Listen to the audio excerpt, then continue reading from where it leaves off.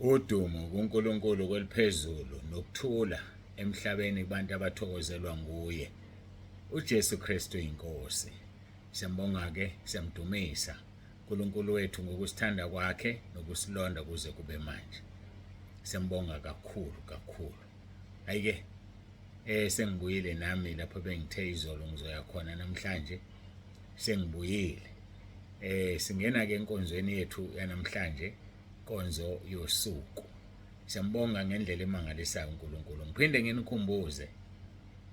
nginikhumbuze ngomusa kaNkulunkulu ngifuna aphele nya ama-emoji.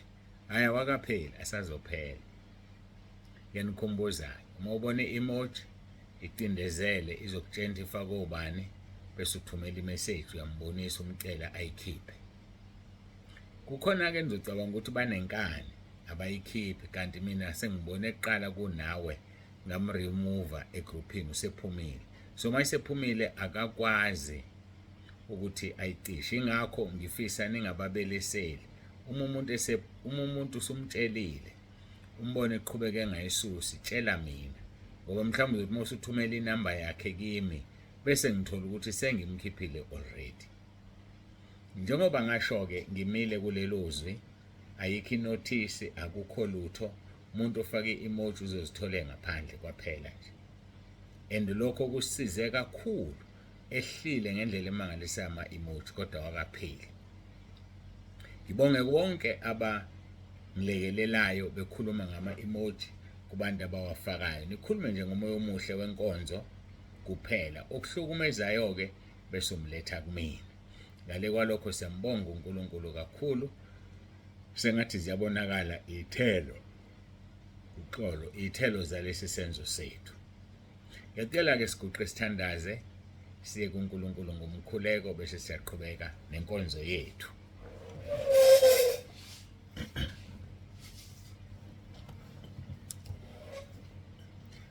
Baba olungileyo, Baba ongcwele, egameni lomfelo wethu uJesu ophilayo, siza kuwe Nkosi ngalomzuzu. Siyabonga ukusithanda kwakho, siyabonga konke okuhle osenzele khona. Izwi lakho lithi izipho zonke ezinhle zivela kuNkulunkulu. Siyakubonga Nkosi Jesu. Siyacela ukuthi uqhubeke ube nathi ngomoya wakho oyingcwele, ukhulume uzambule. Moya oyingcwele sinika kuwena lenkonzo. Siyabonga udumo lonke lukufanele lungolwakho. uJesu Kristu inkosi. Amen.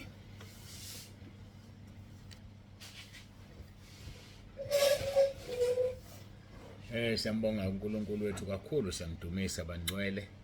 Akekho njengaye, akekho fana naye. Siphezuke kwentshumayelo yasentabeni. Intshumayelo yashunyayelwa inkosi uJesu, Matthew chapter 5 verse 6. Babusisiwe abalambele bomela ukulunga ngokuba bayosuthiswa. Babusisiwe abomele belambela ukulunga ngoba bayosuthiswa. Umuntu olambile ubonakala kanjani ukuthi ulambile? Simbona ngani ukuthi ulambile? Yebo, zikhona impawu ezithize ezokukhombisa indlala. Kodwa isikhathi esiningi uyena okufanele akukhulume, uyena okufanele a-acte ukuze thina abanye bese siyabona ukuthi ulambile, bese siyabona simsiza ngani. Yabo, sizobona ngwezenzo zakhe noma ngokukhuluma kwakhe. Nalana-ke kulokhu babusiswa abalambile, ukulamba kwakho uzokuvoice out, uzokhuluma usho ukuthi ulambile. Utshela abantu okufanele bakuphe ukudla, okungaba uNkulunkulu Baba, uNkulunkulu Indodana, uNkulunkulu Moya Ongcwele noma umfundisi wakho. Ubika indlala yakho, ungafi sikhona. Ufa kanjani sikhona? Ungafi sikhona. Siyambonga uNkulunkulu kakhulu ngoba uyambula, akhulume, aveze, asinikeze ithuba lokwenza. Babusisiwe-ke abalambele bomela ukulunga ngokuba bayakusuthiswa. Sizoqhubeka-ke lapho sidine khona izolo. Izolo sidine sikhuluma ngomphefumulo kuMahubo 84 verse 2. Elithi umphefumulo wami ulangazelela womele amagceke kaJehova. Kusesekunzima lapho, yabona umphefumulo usuwomela amagceke. Osiyama ngifikile nje egcekeni lasezulwini noma aba ngisambonanga yena kodwa nje mangifikile egcekeni lasezulwini uthi-ke umbhalo wehubo umphefumulo wami ulangazelela womela amagceke kaJehova. Inhliziyo yami nomzimba wami kuyahuba ngokwethaba kuNkulunkulu ophilayo. Kuvuka ihubo, kuvuka ingoma, kuvuka ichorus. Liyavuka ni kuyichorus? Iyavuka ni kuyingoma? Ngoba kufanele kuvuke ingoma. Khumbula uMathewu chapter 5 verse 6 uthi babusisiwe abalambele bomela ukulunga ngokuba bayosuthiswa. uNkulunkulu wethu akafuni isilambe. uNkulunkulu wethu uyasisuthisa. Masibheka ivesi elikhuluma ngokusuthisa, amaHubo 103 verse 5. Lithi osuthisa ukulangazela kwakho ngokuhle, ubusha bakho bubuyiswe njengokhozi. Mayikusuthisa uNkulunkulu uyakurenewa. Mayikusuthisa uphinde akwenza ube musha. Yilo uNkulunkulu ke simkhonzayo. Athi bheka ngenza konke kube kusha. uNkulunkulu esimkhonzayo uNkulunkulu ongahlehlele emuva. uNkulunkulu owazi ukuthi sidingani. Singakakucela bese yasinikeza. Usuthisa ukulangazela kwakho ngokuhle, ubusha bakho bubuyiswe njengokhozi. Akukuze kubuye ngisho ubusha bubuye njengokhozi. Ukugcina inkosi ngelinye ilanga soke sikhulume ngokhozi. Ngake ngakhuluma mhlambe ngo-2023 noma ngo-2022. Sebeshintshe kakhulu abantu manje. Sebebaningi kakhulu abakhona. Usuthisa ukulangazela kwakho ngokuhle, ubusha bakho bubuyiswe njengokhozi. Abafuna uJehova baswele. Abamfunayo nje abasoze baswele. Abamsweli yena futhi abasoze baswele. Uze athi umekhuluma uNkulunkulu wethu athi amabhongo ezingonyama yaswela alambe, kepha abafuna uJehova bayokuswela lutho oluhle. Abafuna uJehova bayokuswela lutho oluhle. So thina masifuneni yena konke okuhle sizokuthola. Siye kuhambe sinqaka izikhiye yonke indlela le. Ngoba izikhiye sizithola emkhulekweni. Ukuthola ke emkhulekweni kusho ukungena emkhosini. Ungena emkhosini ufuna izinto zakho. Uthi uNkulunkulu ngiphambi kobuso bakho. uNkulunkulu ngiyacela u1 2 no3. Uzombona uNkulunkulu wethu. uNkulunkulu onothando, uNkulunkulu onesihawu. Manje ke uNkulunkulu ke uthi kumaHubo 103 verse 5, ungosuthisa ukulangazela kwakho ngokuhle. Akaqedini ngokusuthisa, abese buyisa ubusha bakho bubuyiswe njengokhozi.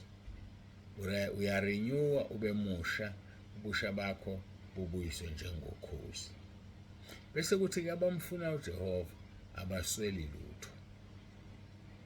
Ngoba njengoba ufuna uNkulunkulu ayikho into ozoyiswela. Ngaphandle uma ungamfuni kahle uNkulunkulu uzolingeka, uswele, ufuna izinto, uhalela abantu abanezinto. Kanti iBhayibheli izwi lenkosi likubeke kwacaca ukuthi ungabi nomona noma ke ungayinaki izinto zomuntu wezwe. Izinto zomuntu wezwe asizinaki thina. Sizinakelani ngempela? Ngoba uJehova uyabheka ngasezulwini, esezulwini abona abantwana babantu emhlabeni. Ababuke athi nginenhloso enhle ngani. Athi kukhona izinto ezinhle enginifisela zona. Yilo uNkulunkulu ke thina esimkhonzayo. Usifisela izinto ezinhle, uyasenzela futhi akadini ngokufisa.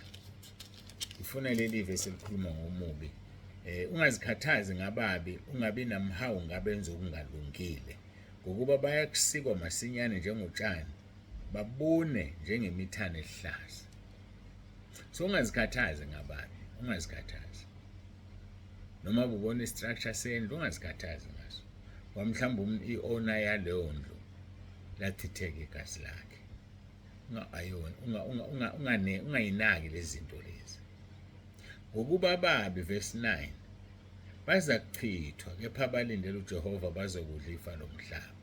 Ababi nje bazochithwa. Athi kusengumzuzwana omubi angabe sabakho. Kuyakuthi lapho uhlole indawo yakhe uyakube ngasekho.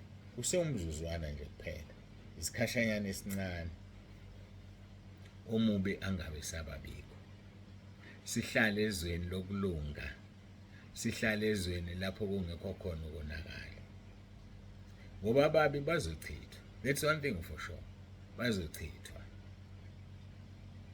Mase bechithiwe kube ngathi abazange babe khona.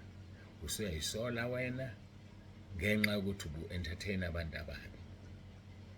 Umuntu omubi nje awuzikhathazi ngaye.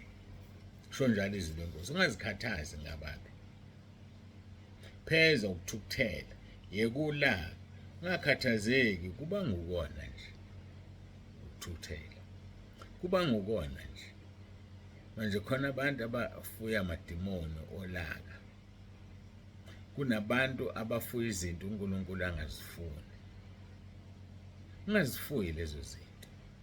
Ngoba uzophaphama esihogweni. Usufisa.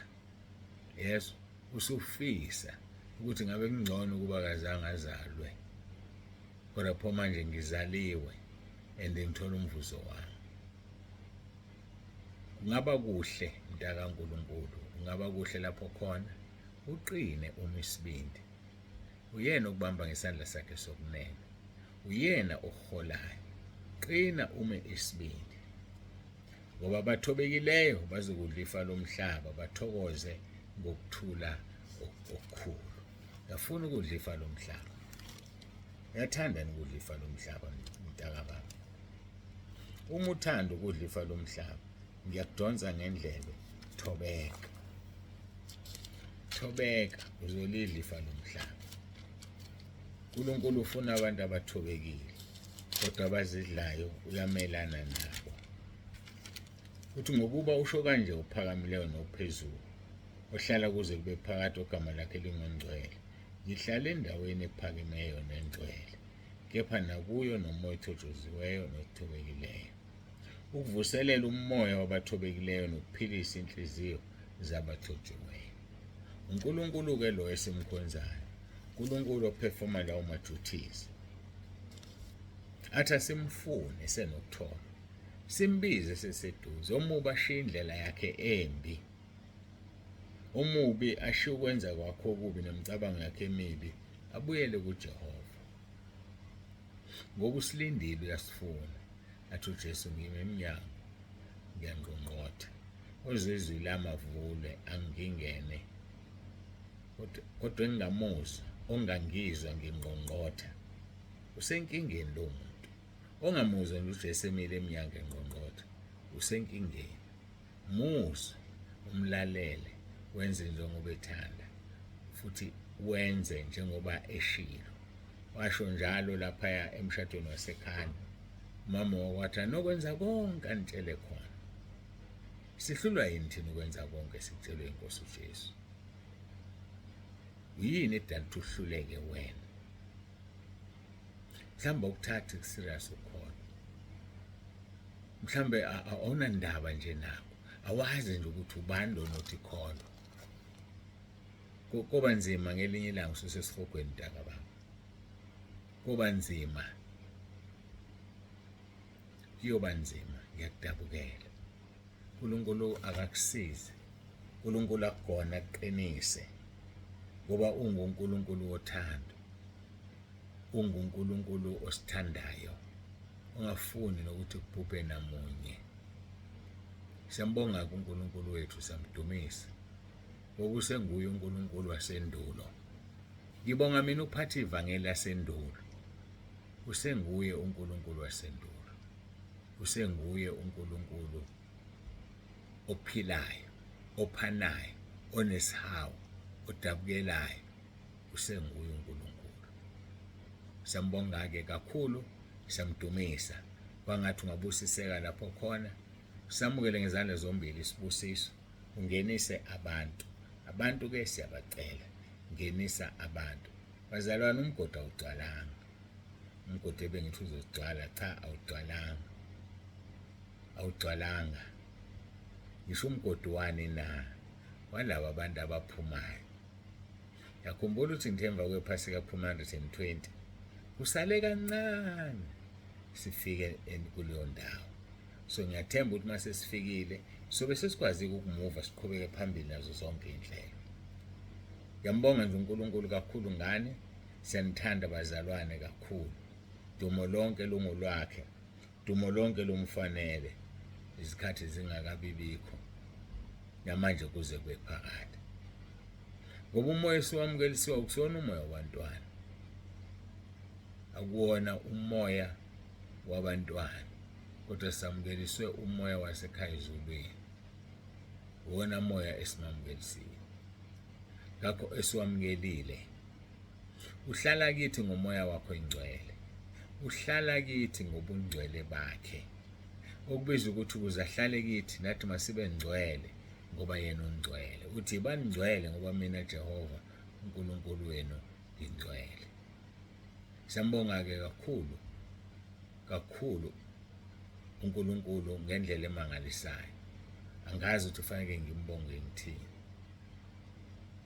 kodwa okwami ukunikela umzimba wami kuye ube umnikelo ophilile, ukunikela umzimba wami kuye ube umnikelo omthokozisayo, ukuze isimo sami siguqulwe, yenziwe ibe yintsha ingqondo, kube nguNkulunkulu osithandayo. Siyabonga-ke Nkosi Jesu, siyakubonga ngakho konke. Ngiyacela ukuthi ube phakathi kwethu, sisenza, sifunda, uphile phakathi kwethu. Siyambonga uNkulunkulu wethu, uJesu Kristu uyinkosi. uJesu Kristu uyinkosi.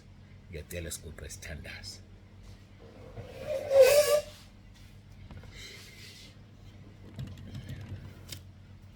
Baba wethu olungileyo, uNkulunkulu nomusa, siyabonga izwi, siyabonga ngakho konke osenzele khona. Siyakubonga Nkosi, ngiyacela ubabusise abantwana bakho. Ngiyakhuleka uNkulunkulu wami, babusise ubabiyele, babusise Nkosi ngendlela emangalisayo.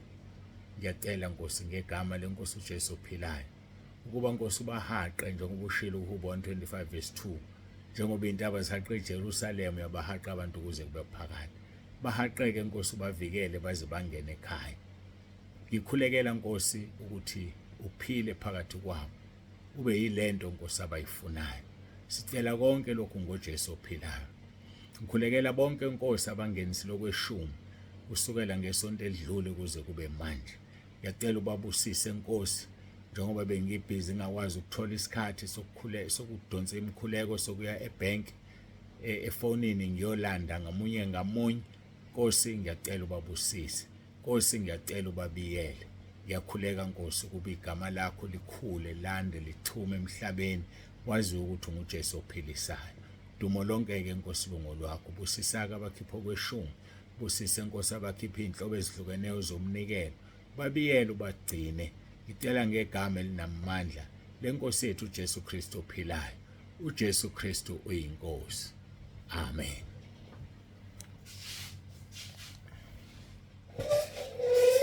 Siyambonga uNkulunkulu wethu bangcwele, siyamdumisa ngendlela emangalisayo. Ube nentambama enhle, uphile nje. uJesu Kristu uyinkosi.